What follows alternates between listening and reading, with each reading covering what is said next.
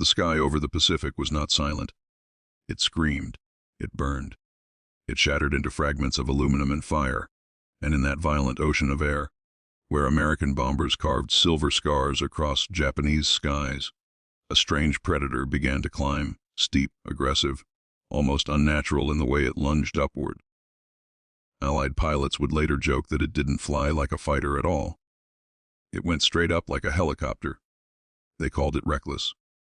They called it dangerous. They called it outdated. But to the men who strapped themselves into its tight cockpit, gripping twin heavy cannons and staring into the endless blue, it was something else entirely. It was the Nakajima Ki-44, specifically the Ki-44-II Hei, and it was built to climb into hell.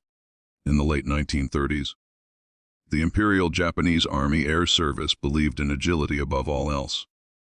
Japanese fighter doctrine had been forged in the skies over China, where lightweight aircraft like the Mitsubishi A6M0 and the Ki-27 danced effortlessly through dogfights. Turning ability was king. Speed was useful. Climb rate mattered. But maneuverability, tight, elegant, almost acrobatic maneuverability, was sacred. Then came a problem: bombers. High altitude, fast-moving, heavily defended bombers. Japan's military planners saw the writing on the wall.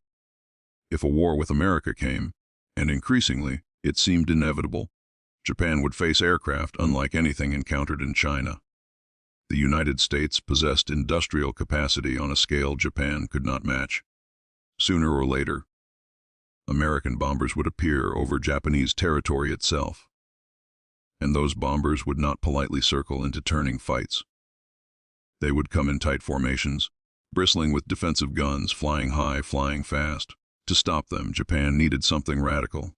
In 1938, the Imperial Japanese Army issued a requirement for a new kind of fighter, an interceptor. Not a ballet dancer of the sky, but a sprinter. It had to climb faster than anything before it. It had to reach bombers quickly. It had to hit hard. Nakajima answered the call.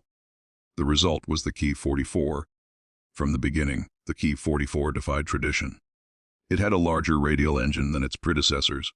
Its fuselage was compact, almost stocky. Its wings were shorter, reducing drag but sacrificing turning grace. Everything about it screamed one-word: performance. Test pilots were uneasy. Compared to the nimble fighters they knew, the Ki-44 felt aggressive, even unstable. Landing speeds were higher. Controls were heavier. It did not forgive mistakes. But when the throttle was pushed forward and the nose tilted upward, something extraordinary happened. It climbed. Not gracefully. Not smoothly. Violently. By the time the Ki-44 variant emerged with its upgraded engine and heavier armament, it had become something unique in Japan's arsenal. The high sub variant would go even further, armed with twin 12.7 machine guns and twin 20 cannons. It was no longer merely a fast interceptor. It was a hammer. When war erupted across the Pacific in 1941, Japan's early victories masked a strategic time bomb. At Pearl Harbor, the attack on Pearl Harbor stunned the United States. Japanese forces swept through Southeast Asia and the Pacific with terrifying speed. Aircraft like the Zero dominated early encounters. But America adapted. By 1942 and 1943, American industry was roaring. New bombers rolled off assembly lines in numbers Japan could scarcely imagine. The Boeing B-29 Superfortress would soon redefine the war entirely. High altitude. Pressurized. Long range, heavily armed. The B-29 was not just a bomber. It was a statement. And it flew high above most Japanese fighters' comfortable limits. That was where the Ki-44 Hei entered the stage. Pilots assigned to Ki-44 units often came from elite backgrounds. The aircraft demanded discipline. It punished carelessness. Its shorter wings meant tighter energy management was required. You could not simply yank the stick and expect salvation. You had to plan your attack. Yet in climb performance, it was unmatched among Japanese Army fighters of its time. Allied pilots noticed something peculiar. While other Japanese fighters maneuvered horizontally, the Ki-44 shot upward, almost vertically before diving back into the fight. In comparison to American aircraft like the P-40 Warhawk or early F-4F Wildcat, the Ki-44 often held a climb advantage. The nickname helicopter wasn't official, of course. It emerged informally, later echoed in aviation circles and even modern gaming communities, because of its extraordinary vertical performance relative to mid-tier fighters. But this vertical strength came at a cost. In turning engagements against aircraft like the later P-51 Mustang, the Ki-44 struggled. Its doctrine required pilots to avoid prolonged dogfights. It was meant to strike, climb, strike again, like a falcon. The Ki-44-II Hei embodied a shift in Japanese aerial philosophy. It acknowledged that future air combat would not be won solely by elegance. It would be won by speed, altitude, firepower, and desperation was already creeping into Japan's skies. By 1944, the war had changed. The American advance across the Pacific was relentless. Island by island, base by base, U.S. forces moved closer to Japan's home islands. With the capture of the Marianas, American bombers could now strike the Japanese mainland directly. The B-29 arrived in force, flying at altitudes exceeding 30,000 feet, escorted by fighters when necessary. These massive aircraft brought devastation. Japanese cities, industrial centers, and military infrastructure became targets. For Japanese pilots, scrambling from airfields across Honshu and Kyushu, each radar warning meant another climb into the thin, freezing air. The Ki-44-II Hei was one of the few aircraft capable of reaching interception altitude quickly enough to matter. Engines screamed as pilots pushed their machines to maximum output. Oxygen masks fogged. Frost formed along cockpit frames. Below them, Japan lay silent and unaware. Above them, silver contrails. Intercepting a B-29 was no simple task. The bomber's defensive guns covered nearly every angle.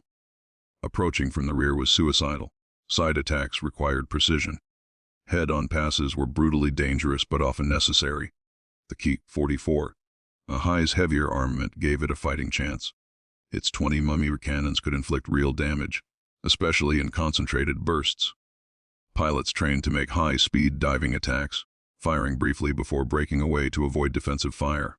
It was vertical warfare: climb, fire, escape. But as American long-range escort fighters began to appear, most notably the P-51 Mustang operating from newly captured bases, the equation shifted again. Now Japanese interceptors faced not only bombers, but fast, high-altitude escorts. The Ki-44 could climb well, it could hit hard, but it lacked the range and high-speed performance refinement of later Allied fighters. Losses mounted, fuel shortages worsened, training quality declined. Replacement pilots had fewer hours, less combat experience. And yet, the Ki-44-II Hei continued to rise. In some cases, desperate measures were considered. Specialized interception tactics, including ramming attacks, emerged as a grim reality of late-war Japan. Though not originally designed for suicide missions, the Ki-44's sturdy construction and high climb rate made it a candidate for extreme tactics when conventional interception failed. The sky became a place of inevitability. American formations darkened the horizon. Searchlights cut through night raids. Anti-aircraft fire blossomed like deadly flowers. And still the Ki-44 climbed. Its pilots knew the odds were shifting against them. Industrial disparity meant that for every Japanese fighter lost, America replaced multiple aircraft. The war had become mathematical. But inside the cockpit, none of that mattered. There was only the target ahead. The Ki-44-II Hei may not have achieved the legendary fame of the Zero. It lacked the mythic aura. It did not dominate early war skies in sweeping conquests. Instead, it served in the war's most brutal phase, defending a homeland under siege. And in that role, its climb rate, the very trait that made it unconventional, became its defining legacy. When the war ended in 1945, Japan lay devastated. Cities burned. Industry shattered. Airfields abandoned. Many Ki-44s were destroyed on the ground or scrapped after surrender. Few survived intact. The aircraft that once clawed upward toward bombers faded into history. Yet aviation historians would later reassess it. The Ki-44 represented a philosophical shift, a recognition that the era of lightweight dogfighters was ending. Speed, climb, and firepower would dominate future air combat design worldwide. In many ways, it foreshadowed the interceptor doctrine, that would define the Cold War. Aircraft built specifically to climb rapidly and destroy high-altitude bombers before they reached their targets. Though overshadowed by more famous aircraft, the Ki-44-II Hei stands as one of Japan's most purpose-driven fighters. It was not elegant. It was not forgiving. It was efficient. Modern enthusiasts, especially in flight simulation communities, often rediscover the Ki-44 and marvel at its vertical performance. Compared to its mid-tier contemporaries, it still feels like a machine designed to defy gravity.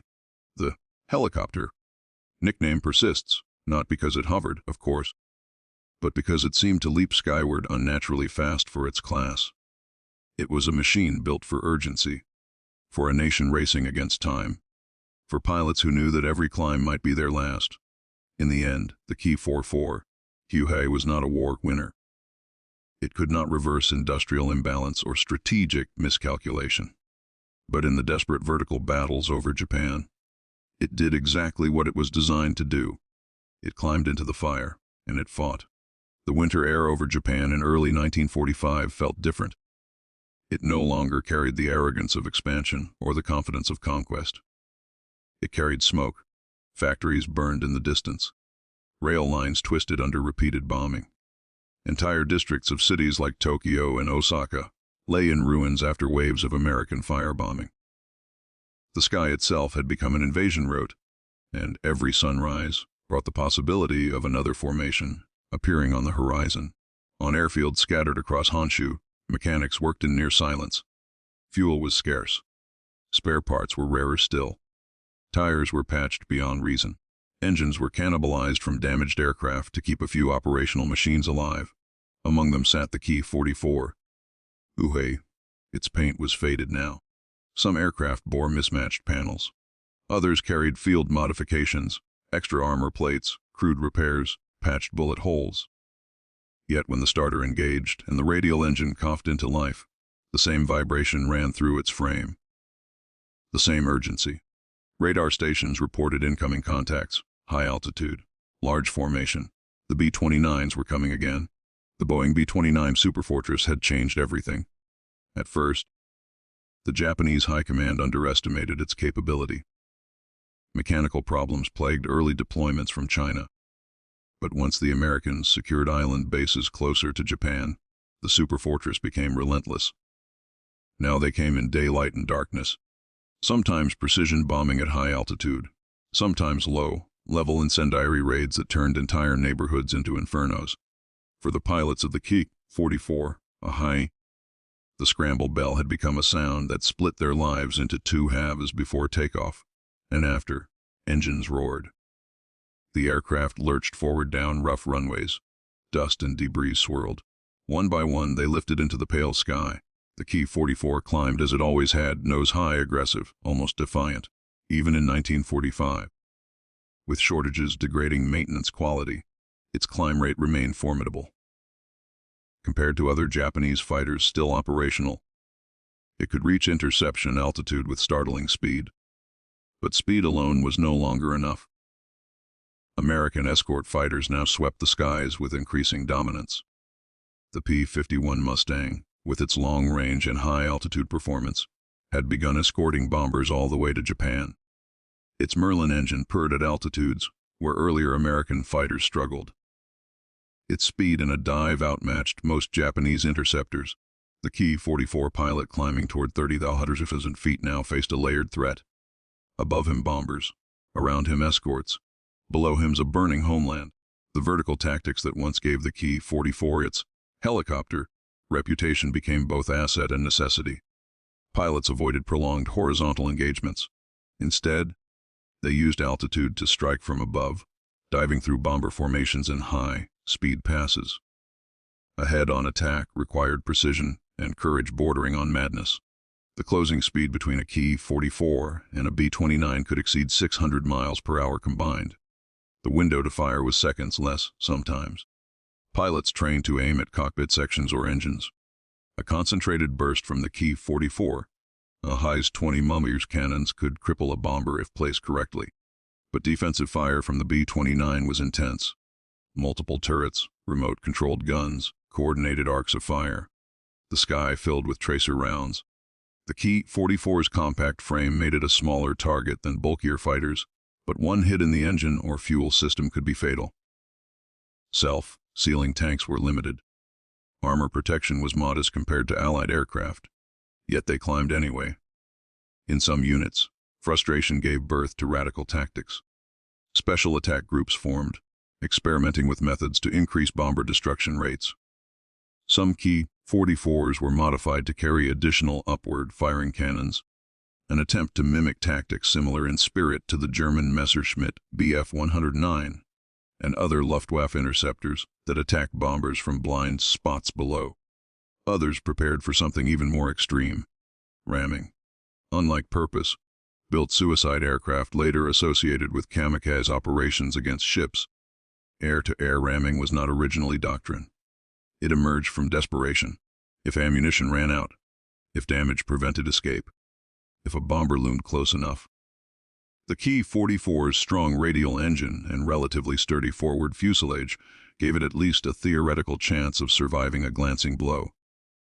Some pilots aimed for tails or wings, hoping to disable a bomber while retaining control. Many did not survive the attempt. The war had become existential. American bombing strategy evolved as well. Under the command of leaders such as Curtis LeMay, tactics shifted toward low-altitude night incendiary raids. Instead of high-level precision strikes, bombers flew lower to improve accuracy and evade jet stream winds. For Ki-44 units, this presented a new challenge. The aircraft had been optimized for climb and high-altitude interception. Low-level night interceptions demanded different equipment: radar, specialized night fighting gear, coordination with ground controllers. Japan lagged in these technologies. Some Ki-44 pilots attempted night interceptions, guided by searchlights and ground reports. The experience was surreal. Darkness broken by beams of white light. Silhouettes of bombers glowing faintly against city fires. Anti-aircraft bursts flashing unpredictably. The Ki-44, once feared for its vertical aggression, now hunted in smoke, choked darkness. Fuel rationing forced hard decisions. Training flights were reduced. Replacement pilots received minimal hours. The quality gap between American and Japanese aviators widened dramatically. And yet, individual stories of defiance persisted. There were moments, brief, almost cinematic, when a Ki-44 pilot would break through escort screens, climb sharply above a bomber stream, roll inverted, and dive directly into formation. Cannons blazing, smoke trailing, pulling up at the last possible second. Sometimes a B-29 fell. A single bomber spiraling downward did not change the strategic balance. But for those on the ground watching, it mattered. It proved the sky was not uncontested. By mid-1945, however, the overwhelming industrial power of the United States was undeniable. Aircraft production numbers dwarfed Japan's output. The skies grew more crowded with American fighters and bombers. Air superiority shifted decisively. On August 6 and August 9, 1945, atomic bombs were dropped on Hiroshima and Nagasaki. The war entered a final, irreversible phase. For the remaining Ki-44 units, there were few sorties left to fly. Some aircraft were grounded due to lack of fuel. Others were destroyed to prevent capture. A handful were seized by Allied forces for evaluation after surrender. When examined post-war, the Ki-44 surprised some Allied analysts. They noted its strong climb rate, compact design, and interceptor focus. It had not been a dogfighting masterpiece, but it had never been meant to be. It was built for urgency, built for altitude, built for a defensive war Japan had hoped never to fight over its own cities. Today, the Ki-44-II occupies a complex place in aviation history. It lacks the iconic status of the Zero. It does not carry the fame of the Mustang or the technological mystique of late-war jets. But historians recognize it as a transitional aircraft, one that marked Japan's reluctant acceptance that air warfare had changed. The era of pure maneuverability was ending. Energy tactics, climb, dive, boom, and zoom would dominate the future. Post-war interceptors across the world would prioritize exactly what the Ki-44 emphasized: rapid climb to meet incoming threats. In that sense, this, called helicopter, was ahead of its time. Its pilots fought not in sweeping arcs of glory, but in steep, vertical lines, straight into formations of bombers that seemed endless. They did not win the war, but in the final months, when smoke covered their homeland and the odds were overwhelming, they kept climbing. And sometimes, for a few seconds in the thin air above a burning city, the Ki-44 Hei truly did seem to defy gravity, rising like something that refused to fall. The sky over Japan once burned with desperation, against impossible odds, against endless formations of American bombers. A compact interceptor clawed its way upward again and again. The Nakajima Ki-44 was never the most famous fighter of World War II. It wasn't the most elegant. It wasn't the most advanced. But when the Boeing B-29 Superfortress darkened the skies, it was one of the few aircraft that could rise fast enough to answer the threat. Pilots knew the odds. They knew America's industry would replace every loss. They knew the escorts like the P-51 Mustang were faster, better supplied, and growing in number. And still they climbed. Not for victory, not for glory, but because someone had to. The Ki-44 Hei wasn't just a fighter. It was urgency forged in aluminum. A vertical warrior built for a war that was already slipping away. History may remember the winners, but the sky remembers those who climbed into the fire. If you found this story powerful, like the video, comment your thoughts below, and subscribe for more cinematic World War II documentaries, because the next story is already waiting above the clouds.